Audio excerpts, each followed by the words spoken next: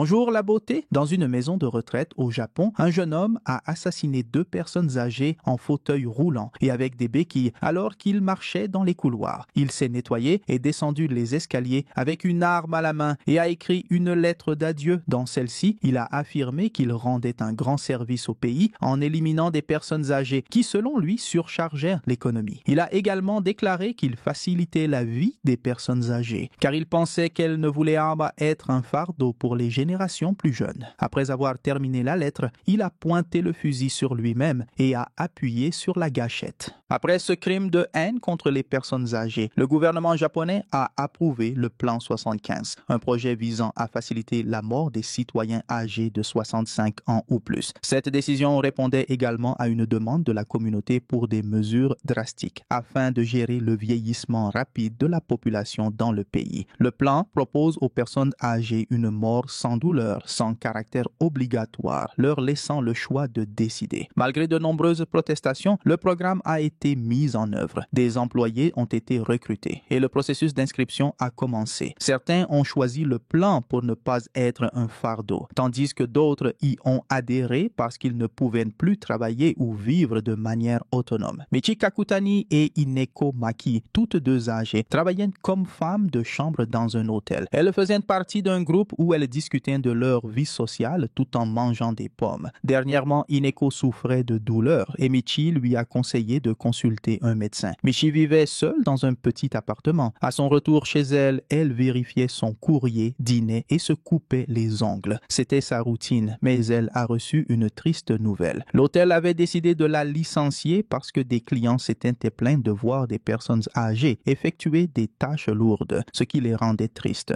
Dans le cadre du plan 75, un employé enthousiaste nommé Hiromu Okabe a présenté une orientation à une femme âgée intéressée par l'inscription. Le gouvernement offrait $1000 comme fonds de préparation pour les personnes qui s'inscrivaient, montant pouvant être utilisé pour organiser des funérailles, faire un repas spécial ou toute autre activité souhaitée dans leurs derniers jours. Il existait également des forfaits collectifs pour ceux qui ne souhaitaient pas mourir seuls, incluant crémation ou enterrement commun. L'inscription était simple, sans besoin d'approbation médicale ni d'examen de santé. La femme s'est inscrite avec joie après avoir entendu ces conditions. Dans une autre région du Japon, Maria, une immigrante philippine qui devait subvenir aux besoins de sa famille, travaillait dans un centre de soins pour personnes âgées. Elle a reçu un appel de sa famille concernant la santé précaire de sa fille, qui nécessitait une opération cardiaque urgente. Pendant ce temps, Ineko et Michi étaient ensemble et Ineko mesurait sa tension artérielle. Elle n'aimait pas cet endroit car tomber malade signifiait perdre son emploi et elle avait l'impression de vivre sur le fil du rasoir. Michi a décidé d'utiliser le service du plan 75 et attendait son tour pour remplir les formulaires. Elle s'est inscrite accompagnée de ses amis qui discutaient joyeusement des plaisirs d'un séjour dans une station balnéaire, rendu possible grâce au fonds de préparation offert par le gouvernement. Pendant la conversation, elles ont commencé à évoquer les endroits où elles aimeraient mourir. Chacune a donné son avis, mais Ineko est restée silencieuse, visiblement préoccupée. Plus tard, Michi a emmené Ineko faire des courses et a payé ses dépenses. Elle l'a invitée chez elle comme invitée. Tandis qu'elles se reposaient sur le lit, elles ont parlé de leurs enfants. Ineko a avoué qu'elle n'avait jamais rencontré ses petits-enfants et se sentait seule. Michi l'a consolée en disant que nous sommes tous seuls dans cette vie, tout en lui tenant la main. Le lendemain, Hiromu vérifiait différents supports de main qui allaient être installés sur des sièges publics. Il travaillait tard pour son entreprise et croyait en la cause qu'il défendait. Le soir, il a enregistré un autre senior pour le service du plan 75. Tandis que l'homme remplissait les formulaires, Hiromu observait avec sympathie un couple de personnes âgées dînant à l'extérieur par une froide nuit. Pendant ce temps, Michi passe ses derniers jours à travailler à l'hôtel, tandis que Maria participe à un culte dans une église avec d'autres Philippins. Après le culte, pendant un repas communautaire, le leader de l'église demande le silence et donne à Maria l'occasion de s'exprimer. Maria parle de l'opération cardiaque nécessaire à sa fille et montre une photo. Une boîte de dons circule parmi les participants et elle reçoit un peu d'argent. Plus tard, un membre de l'église rencontre Maria et l'informe d'une opportunité de travail dans le cadre du plan 75. Maria accepte car elle a besoin d'argent. Au plan 75, Hiromu reçoit un autre senior, mais cette fois, il s'agit de son oncle, Yukio Okabe, qui vient de fêter ses 75 ans et qu'il n'avait pas vu depuis 20 ans. Au début, Yukio ne le reconnaît pas, mais il se reconnecte et passe par le processus, visiblement mal à l'aise. Après cela, le supérieur de Hiromu lui demande s'il se sent à l'aise de gérer ce cas. Hiromu hésite, mais avant qu'il ne réponde, un collègue lui rappelle qu'il ne peut pas traiter le dossier d'un proche parent. Hiromu décide alors de transférer le dossier à un autre collègue, Sakurai. À l'hôtel, Michi et ses amis reçoivent un chaleureux au revoir de la part des jeunes collègues. En vidant leur casier, Michi et ses amis discutent de leurs projets futurs. L'une d'elles a reçu une offre de sa fille pour s'occuper de son petit-fils en échange d'un salaire. Michi, en revanche, n'a pas de proches sur qui compter et prévoit de chercher un nouvel emploi. On apprend également que Hineko vient de sortir de l'hôpital après s'être évanouie au travail. Comme Michi, Hineko est seule et sans soutien. Ces femmes sont en colère contre les clients qui se sont plaints, ce qui a conduit à leur licenciement. Michi rentre chez elle et trouve un avis de fin de contrat de l'hôtel. Ses locataires vont bientôt la prendre et elle doit trouver un autre emploi d'urgence. Michi tente d'appeler Hineko, mais elle ne répond pas. Elle se rend ensuite dans une autre agence pour chercher un nouveau logement, mais les propriétaires refusent de louer à une personne âgée sans emploi. L'agent lui rend ses dossiers, affirmant qu'il ne peut rien faire de plus. Finalement, Michi tente sa chance sur Internet. Elle remplit des formulaires à répétition, mais aucune offre d'emploi n'apparaît à l'écran. Elle se plaint auprès du fournisseur Internet, mais le problème ne vient pas de la connexion. Après une dernière tentative infructueuse, Michi retourne chez elle et appelle une amie. Elle explique qu'elle n'a pas trouvé de travail à cause de son âge et demande si elle peut prendre le poste de nourrice. Mais son amie lui dit qu'une autre personne a déjà été embauchée. Michi raccroche après que son amie mentionne qu'elle est en train de dîner. Avec le temps, Michi trouve un emploi, mais il est très difficile pour une femme de son âge. Elle est embauchée comme agent de contrôle de trafic et doit passer de longues heures debout. Le lendemain, Maria commence son nouveau travail et fait une visite des locaux du plan 75 avec d'autres employés. Elle est affectée à une section où les seniors sans famille sont incinérés. Chaque corps est pris en charge par 2 personnes et la superviseure donne une seule instruction. Le processus doit se faire en silence. Maria aperçoit un corps à travers une vitre et se sent légèrement troublée. Après le travail, Maria retrouve une amie, une femme de son pays avec 3 enfants et est impressionnée par sa capacité à gérer autant de pression, alors que Maria considère la vie au Japon comme une lutte constante. Pendant ce temps, Michi, maintenant dans son nouvel appartement, tente d'appeler son amie Hineko, mais elle ne répond toujours pas. Michi se rend alors chez Hineko et la trouve morte à une table, ce qui la bouleverse profondément. Dans une autre région du Japon, Hiromu rend visite à son oncle Yukio. Il arrive chez lui et trouve la maison vide, mais en sortant, il voit son oncle ramasser des déchets dans le quartier. Hiromu retourne à la maison et l'attend. Il est très attristé de voir les conditions de vie de son oncle. En discutant, Yukio raconte qu'il a reçu une carte de don de sang à Nagasaki, où il a travaillé sur un projet de pont. Hiromu découvre d'autres cartes de plusieurs villes, comprenant que Yukio a passé toute sa vie à enchaîner des projets, travaillant dans des emplois éprouvants. Yukio ouvre les fenêtres et apporte des œufs pour préparer le dîner. Hiromu est surpris de voir que les œufs étaient conservés à l'extérieur. Yukio explique qu'il fait cela pour les garder au frais. Hiromu l'aide dans la cuisine et pendant qu'il cuisine, il parle de la mère de Hiromu. Il raconte qu'elle s'est remariée il y a longtemps, avant que son père ne décède d'une maladie. Yukio s'assied pendant que Hiromu termine le travail en cuisine et regarde les informations à la télévision sur le plan 75. Après 3 ans, le programme a généré divers secteurs d'affaires dans le privé, rapportant environ 10 milliards de dollars par an. Maintenant, le gouvernement envisage de baisser l'âge minimum, auparavant fixé à 75 ans. Hiromu quitte la maison de son oncle, qui lui fait un signe d'adieu avec tristesse. De retour dans l'appartement de Michi, elle pleure la mort de son amie. Assise seule, épuisée, elle réalise qu'elle est désormais sans personne, car toutes ses amies sont parties après avoir quitté l'hôtel. Elle décide de se rendre au service de consultation de bien-être et s'assied à l'extérieur pendant que d'autres dînent. Soudain, Hiromu apparaît et lui offre une soupe chaude. Michi le remercie Michi, mais se sent triste de devoir toujours compter sur elle-même. Ensuite, elle rentre chez elle et lit le document reçu lors de la consultation. Michi reçoit un appel de Yoko Naramaya, une employée du plan 75, chargée de l'accompagner dans le processus. Dans le centre du plan 75, Maria poursuit son travail. On la voit retirer les affaires d'une personne décédée pour les transférer dans une autre salle. Un vieil homme récupère certains de ces objets pour lui-même et en propose à Maria qui refuse, pensant que c'est du vol. L'homme répond que les morts n'ont plus besoin de ces choses et que les vivants devraient les utiliser pour éviter le gaspillage. Maria accepte une montre et l'emporte avec elle. Michi discute avec Yoko au téléphone depuis chez elle. Chaque appel est limité à 15 minutes et Michi utilise ce temps pour parler de sa vie. Elle raconte qu'elle a été mariée dans un mariage arrangé par ses parents, sans pouvoir refuser. Elle a passé ses journées à aider dans les affaires familiales, ce qui lui a donné envie de fuir, mais elle ne pouvait pas, car elle était enceinte. Elle a perdu son bébé à cause du cordon ombilical enroulé autour de son cou, un problème facile à résoudre avec la technologie médicale actuelle. Avant de poursuivre, l'alarme retentit, signalant la fin des 15 minutes. Lorsque Yoko donne la date de la prochaine session et s'apprête à raccrocher, Michi demande une faveur. Michi et Yoko se rencontrent en personne dans une piste de bowling. Michi remercie Yoko d'avoir accepté de la voir, bien que les assistants du centre d'appel soient interdits de rencontrer les personnes âgées qu'ils accompagnent. Michi offre de l'argent à Yoko pour être venue, qui refuse d'abord, mais finit par accepter lorsque Michi explique qu'elle a $1000 et en utilise très peu. Pendant leur conversation, Michi révèle qu'elle s'est remariée après avoir divorcé de son premier mari et qu'elle fréquentait autrefois cette piste de bowling. Après avoir parlé, Yoko joue au bowling, tandis que Michi l'observe en train de s'amuser. Yoko l'invite à essayer et Michi tient la boule à 2 mains. À son premier essai, elle ne touche aucun kill, mais au deuxième, elle fait un strike. Les gens dans la salle applaudissent et Michi semble plus heureuse que jamais. Mais tout le monde ne peut oublier les tristesses de la vie. Maria, par exemple, est épuisée par son travail, voyant des personnes mourir chaque jour. Maria finit par s'endormir au travail et rêve de sa fille assise sur un des lits du plan 75. Pendant ce temps, Hiromu continue de travailler intensément au centre du plan 75. Il arrive tôt, organise les matériaux et pose des affiches sur le service. Des manifestants jettent du café sur les affiches et Hiromu informe ses supérieurs de l'incident. Un autre problème surgit, une panne au crématorium. Il informe les personnes concernées pour reprogrammer une autre date et passe la nuit à chercher une entreprise de traitement des déchets qui s'occupe également des cendres des personnes incinérées. Yoko est au centre d'appel en conversation avec Michi qui raconte avoir commandé des sushis pour la première fois dans une boutique, ce qui l'a enthousiasmé. L'alarme sonne, signalant la fin de l'appel, mais avant de raccrocher, Yoko dit quelque chose d'important. Elle a développé une sympathie pour Michi et ne veut pas qu'elle passe par le processus. Bien qu'ému, Yoko s'exprime professionnellement, expliquant qu'il est possible d'annuler la procédure. Michi, cependant, décide de continuer. Yoko lui donne pour instruction de laisser la porte déverrouillée pour que l'agent du plan 75 puisse finaliser les derniers détails avec le propriétaire.